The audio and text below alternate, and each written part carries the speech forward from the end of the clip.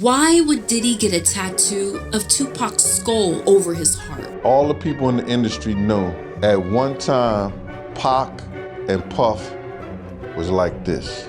But Puff had an obsession with him for whatever reason it was. Puff and Tupac was like a couple, seemed like to me. Whatever they may have done, and you gotta remember, they was all swingers. It came to the point where him and Pac wasn't cool no more at all. Here's Combs and Tupac at Sean Combs' birthday party. This is the last time the two would be seen in public together. Something happened between them that night that ended their relationship. Did Tupac break up with Diddy on Diddy's birthday? Well, less than a month later, Tupac would be shot by Puffy's associate. Insiders have speculated that the East Coast, West Coast rivalry was a lover's quarrel gone awry. This tattoo over Diddy's heart confirms exactly. There was speculation surrounding Diddy and Tupac's relationship that they were a love triangle with Kim Porter. How true is this? Well, we don't know. There was an alleged Kim Porter book that leaked about Kim witnessing a Diddy and Pac's argument over who Kim loved more in bed and whose penis was bigger. It went a little something like this. Kim allegedly wrote, "Sean went in for the kill. Regardless, I think my stick's bigger than yours. I bet I can make her come faster than you. What's up?" Pac was appalled. "What the F are you talking about, nigga? I ain't trying to run no FN train." Sean continued, "What you scared of? Let's see who F better. Let her be the judge." Yes, at this point we had been inviting others into our bed for a while, but I am not used to, and will not stand for, disrespect. I wasn't the only one upset. Pac shouted, "Nigga, you talking about pulling your FN stick out?" Sean was undaunted. "What you scared?" Tupac simply left. Things were contentious since then. The two could not be in the same room. Pac avoided me as much as he did Sean. When they did bump into each other, the tension was palpable. It felt like blows could be thrown at any moment. Months passed with only the tension between them.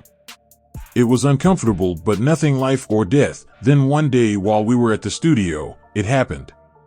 I walked into Sean's office, and he was having the conversation. Sean sat across from Jimmy Henchman. "Pac better not leave that FN studio alive." I don't think I was supposed to hear it. I continued as if I didn't. "Hey Sean, good morning Jimmy." They didn't seem to think I heard anything. "I am ordering breakfast." Smiling Sean replied, "First, let me get eggs, sunny side up, with grits, and some orange juice." I could see he was hungover. So, do you think Puffy was involved in the shooting? Only they can answer that question. Right. I have my own opinion, but I wouldn't slander their name like they did mine. Right. I wouldn't say things that I knew, you know what I mean? Mm-hmm. I believe so. I do believe so. I have proved things that I could say that will back up my claim, but this is not for the world to know about. Right. You know what I mean? It's between me and him, and only he knows. Right. So every time he say it didn't happen, or that's the only thing that makes this become an issue to everybody. Because you seen what I said in the Vibe article. I basically bowed out and was gonna go ahead about my life. The next issue, that wasn't even the next issue, because them cowards waited about 4 issues before they got their story together. 4 issues later, half of New Yorkers commenting on me getting shot. And before, they was all like, we didn't see nothing. In the first issue, read it, Vibe viewers. Nobody seen shit. The 4th issue, when they came back with a reply, everybody knew what I did. They knew what I said. I was acting. Who gets shot 5 times in acts? Oh, I didn't get shot 5 times in their vision. I only got shot once because they found the bullet. The police found it, but now they the cops. Now they doing detective work. They found the bullet. Oh, you found the bullet, huh? So what is this other shit in me then? What was the doctors talking about? What? Can you explain these other holes in me? How'd I get gunpowder all over me? That insulted my intelligence. So yes, I did say Thug Life was there. Yes, I bowed out, all of that. But when they said that, they breathed new life in me. Yeah. And Thug Life not only became a rap group, but it became a way of life for life for me. Okay. Because they disrespected me, my name, my family, what I had been through. They said that I couldn't be in pain. I could not feel, I could not be hurt. Is there still a beef going on with you and Biggie? It was never a beef. It's only a difference in opinion. Right. To me, if I like my homeboy Suge gave me the best advice I could ever get from anybody. He said when people ask him if he's beefing with Bad Boy with Puffy, he says like me going to a playground and picking on a little kid. Right. That's like me being mad at my little brother because he getting cash now. I'm not mad at that. I'm just mad at my little brother when he don't respect me. Yeah. Now, when you don't respect me, I'm gonna spank your ass. I don't give a fuck how rich you got on the block. I'm your big brother. Tupac Shakur murder suspect Dwayne Keefe D once claimed Diddy was involved in ordering hit on rapper and Suge Knight, which Combs has long denied. Dwayne Keefe D Davis has been charged with the 1996 murder of Tupac Shakur and pleaded not guilty. Court filings include past police interviews in which Davis claimed Sean Diddy Combs was involved in ordering the hit on Shakur and rap mogul Suge Knight. Combs has long denied any involvement in the shooting, and Las Vegas police say he has never been. It was this documentary that claimed, which we know wasn't true. Yeah, check this out. We don't talk about things that are nonsense. We don't even entertain nonsense, my brother. So we're not even going to even go there, with all due respect, but I appreciate you as a journalist asking. Thank you. Because listen, 7 years ago, I'd have been like, yo, did you hire somebody to kill Pac? But no, you do it like a journalist. Yeah, no, I mean, we wouldn't even get into nonsense like that.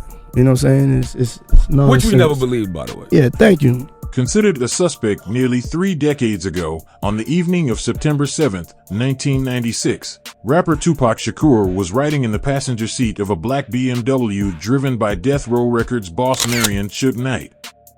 They passed the MGM Grand Hotel on their way to Las Vegas nightclub Club 662, run by the former rap music mogul.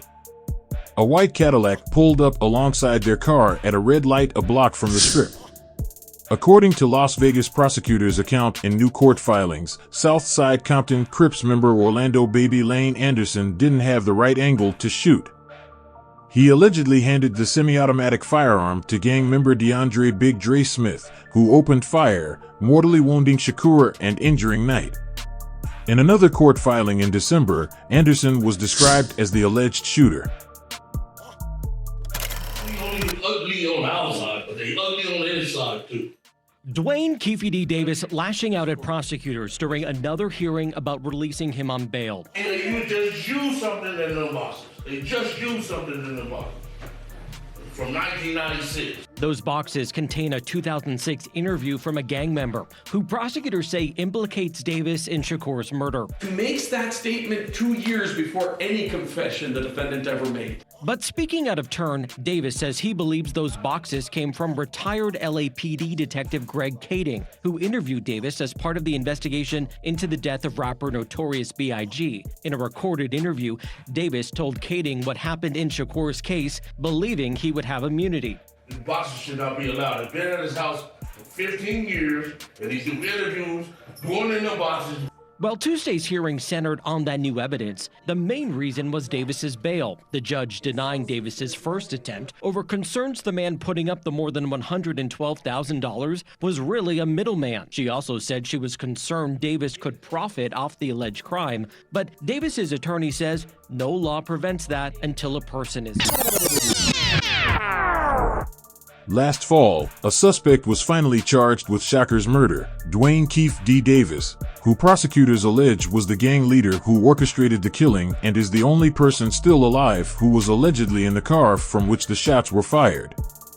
A July 18th court filing from the Clark County District Attorney's Office about Davis's bail includes a lengthy 2009 interview police conducted with Davis, a prior confidential informant for 2 years, about his role in the killing. Davis has pleaded not guilty. Now the filing is making headlines due to its many references to another man, music mogul Sean Diddy Combs. In the interview, Davis was asked multiple times about Combs, then known as Puffy. Davis claimed Combs had said of Knight, "I'd give anything for that dude head." Tupac's busy getting shot. Evidently, the story is Tupac's trying to either get out of the back seat or something. Yeah, what do you see happening inside of their car? I seen a bullet going Suge's head. I thought he was dead. So Orlando shot him across Dre? Law enforcement sources told TMZ. Diddy was never a suspect in the Tupac murder investigation, and that remains true today. In other words, it's clear cops weren't buying what Keefe D was selling about Puff and didn't deem his claim as credible. The guy charged with Tupac's murder should not be released on bail because he once alleged Diddy offered him 7 figures to kill Pac. At least that's the case prosecutors are making to the judge. Nobody know why Pac and Puff fell out like they did. You understand what I'm saying? Nobody know why. But Puff had an obsession with him for whatever reason it was, because he started wanting to act. He started wanting to rap. He had an obsession so bad that at his Grammy Award winning speech, he used the same speech that Pac used. You know how the Grammys used to be, all straight-looking folks with suits, everybody looking tired, no surprises. We tired of that. We need something different, something new. We need to shock the people. We decide what's hot. If we don't go, nobody goes. If we don't support, nobody supports. That shit is crazy. So when I say I'm obsessed with talking about Puff and telling y'all the truth,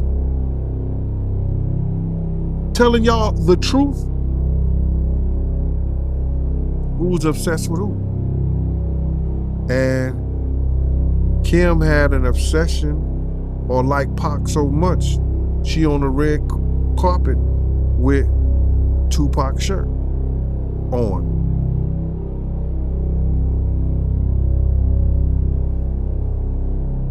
Who's obsessed with who? There was an alleged Kim Porter book that leaked about Kim witnessing a Diddy and Pac's argument over who Kim loved more in bed and whose penis was bigger. It went a little something like this. Kim allegedly wrote, "Sean went in for the kill. Regardless, I think my stick's bigger than yours. I bet I can make her come faster than you. What's up?" Pac was appalled. "What the F are you talking about, nigga? I ain't trying to run no FN train." Sean continued, "What you scared of? Let's see who F better. Let her be the judge." Yes, at this point we had been inviting others into our bed for a while, but I am not used to, and will not stand for, disrespect. I wasn't the only one upset. Pac shouted, "Nigga, you talking about pulling your FN stick out?" Sean was undaunted. "What you scared?" Tupac simply left. Things were contentious since then. Judges and the justices, that's so confusing for us. We've never played this game. This is another level of gangster. But I played this game before, you know? But this is the most dangerous thing we could do. This is one of the biggest threats. I'm a warrior. I've been in head-to-head with these folks in corporate America. You know what I'm saying? Like when they ask the question, is there systemic racism? And nobody answers the question. I'm like, this systemic racism, they trying to keep their foot on the neck up to my level, up to Jay-Z's level, up to LeBron's level. It's an illusion of inclusion by just a couple of us. So I could sit back here in the crib, but I'm not with it. I'm from that same block. I'm a frontliner. I'm with the smoke at any time, no matter where my address is at. We're in a war. This shit is not a fucking game. Everybody needs to wake up. Now let's get to these freak-offs. Yeah, take that. Some girls want to bang P. Diddy. Let's see these hoes, right? Yeah, come on. Hoes, Rob. That's a little harsh. Wow. Hey. Girls? State your case. State your case. We didn't say we want to bang him. We just said we want to come meet him. Oh, you want to meet him, but that means you want to bang him. Yeah. Their fathers are listening. We're big fans. Big fans of P. Diddy? How you doing? How old are you? 21. Okay. That's old enough. You can be better naked. check IDs. You can be naked in the pool. You can be naked in the pool. You can be naked in the pool. Hey, everybody know ain't no party like a Diddy party, so. Yeah, that's what's up. Yeah. Women, beautiful women. We need alcohols. Right. Alcohols. Right. Not just one alcohol. Alcohols. Right. Just a different Plurals. blend. You need the Blends. ladies, you need the booze. Right. Gotta keep them there. Right. You need locks on the doors. Okay, this is sounding kind of dangerous now. It's a little kinky, but yeah. Those are assault parties, and I was one of the kids that was one of the party favors. And a party favors means that you're set on top of a table and you're used as a toy for anybody who comes across the table or who wants to party at a certain time of night, when the music stops and then the DJ starts flashing all these lights and they close the doors, and then everybody turns into like a frenzy and starts going into a crazed animal-like demonic state, and you have no idea what's going on. And yes, there was a time where I was just like completely don't give a shit because it happened, and I was the type of kid that thought that, you know, you're in the presence of royalty and they make it seem like you're in the presence of Hollywood, so you should be honored and you should be appreciating that you're there. And I was that person. I totally acted like that. I was like, oh, it's fine, you know, it really doesn't matter. But then it really did matter when my pimp was like, he had rules. He had lots of rules, and it was more money. And if you know the difference between a pimp, a John, and a trafficker, the trafficker is the supplier, but the pimp is collecting the money and the John is doing the buying. So if the pimp is saying that full house, actual full-blown sex matter to a few celebrities that were there, it's not just celebrities, there's a lot of different people. They called it an all-black party, but it was mainly because a lot of the party favors were black kids. I was in the care of Riverside County Child Protective Services at the time. I was 15, barely 16. 15, 16. It's foggy. A lot happened that night, and I went really numb. And if there's videos or if there's anything that could go from that, then pull them. Because we all know that there's so many cameras around. So I can try to post the affidavits and I can put out what happened, but at the same time, what am I supposed to do when nobody's really asking about the kids that are present in these parties now and were then, because they're really just going after all the celebrities and the adults, which I'm happy that we're finally here, and I'm grateful that we're finally pulling the names that need to be pulled and the big fishes that need to be pulled. But at the same time, nobody's asking about the kids and who else is really there. And no, it's just not about all these dudes having sex. They need people to fluff them, which are hand jobs and blow jobs. And those are the kids and the people on the party favors desk. And then on top of that, there's this big ass wheel, and they make it like a carnival thing, and they literally strap you to a wheel and spin it. And then after a certain time, there's sex with animals. And then after a certain time, you have no idea what's happening because you're numb. Or if this is true, but I'm told that when you go to a hotel, anytime you go to a hotel, you don't just check in the way everybody else does. You send someone ahead to prepare the hotel room for you. It's called preparing the sexy. Preparing the sexy? Yeah. What's preparing the sexy? I mean, when I walk in, I definitely take pride in being the originator of the preparation of the sex. I'm going to a wild party right now. Right? Tell them, Keefe Diddy. All the independent women that work for themselves don't need a man to take care of them. Let me hear you say, ah! We have some rules and regulations to my parties. Drink all you want to drink. That's number one. Make sure you call into work right now and leave a message on the voicemail that you won't be in tomorrow. All right? And don't be afraid to take off your clothes if it get hot in here. Go with that? You are the most eligible young bachelor out there. He's handsome, he's powerful. Rich enough to pay got a little money, yeah. Absolutely. And you know, there are a lot of rumors out there, and now I don't normally listen to rumors or anything, but we saw you holding hands with Jennifer Lopez at the MTV Music Awards, and mad chemistry. Mad chemistry. Mad chemistry.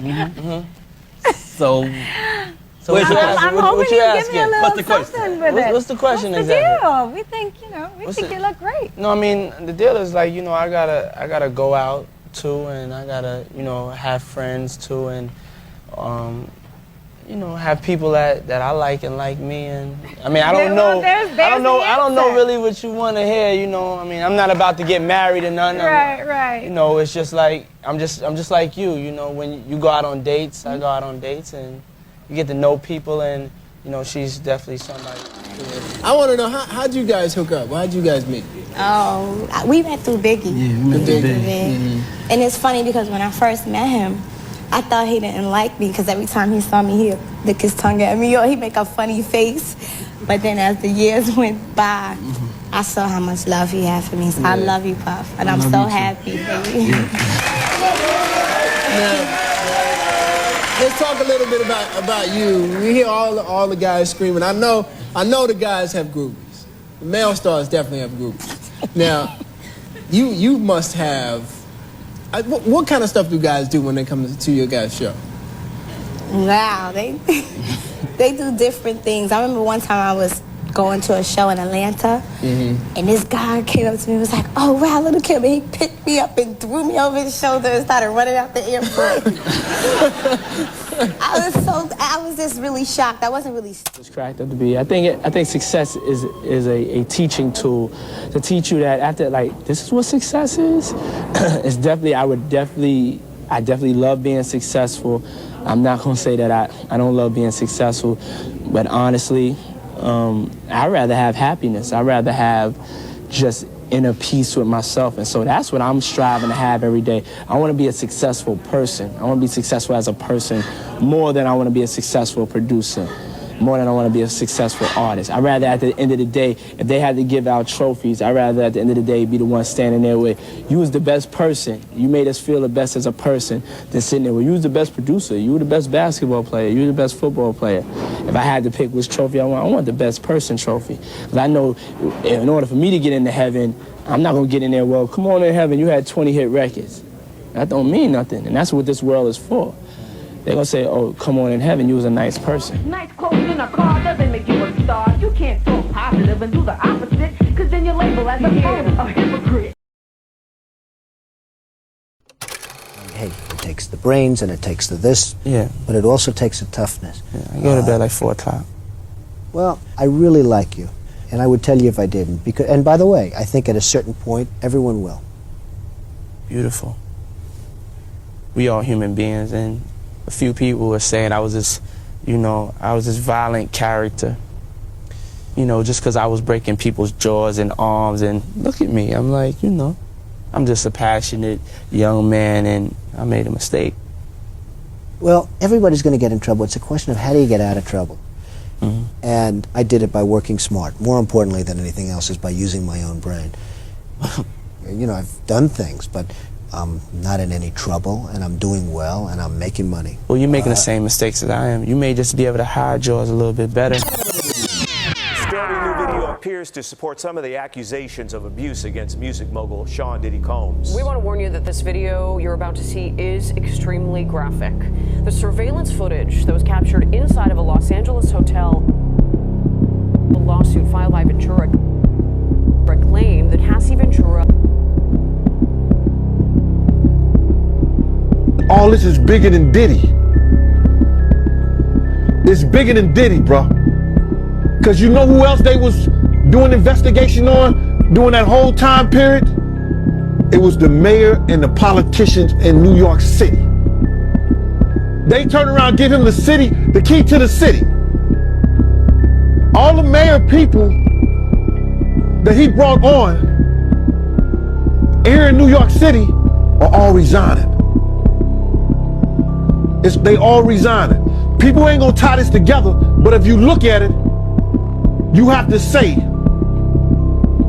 because of Mayor Adams and his relationship with Diddy, it brought on the Southern District of New York to start investigating Diddy on civil lawsuits that was put against him. Because the feds is going after all these politicians in New York City.